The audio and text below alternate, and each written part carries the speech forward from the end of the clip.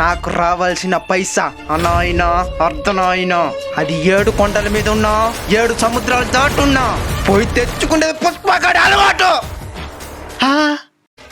మే శ్రీవల్య feelings వస్తున్నాయి మ్యా. నాకు నిన్ను చూస్తుంటే వచ్చే ఫీలింగ్స్ కూడా పోడొస్తున్నాయి. వెళ్దాం పద మీ నాయన దగ్గరికి. ఒకటి పెరిగింది పుష్ప. ఏందదే? తల మీద ఎంటుకులు. ఈ రోజు తాడో పేడో తెచ్చేయాలి. మధ్యలో పేడ ఎందుకు వచ్చింది? అది పేడ కాదు, తాడో పేడో. సరే పద.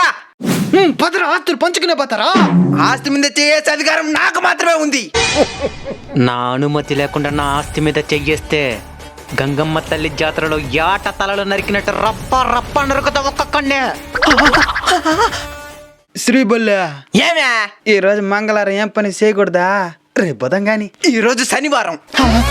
సరిపోదా శనివారం? పద. శ్రీవల్య నాకు కొంచెం పని ఉన్నదా?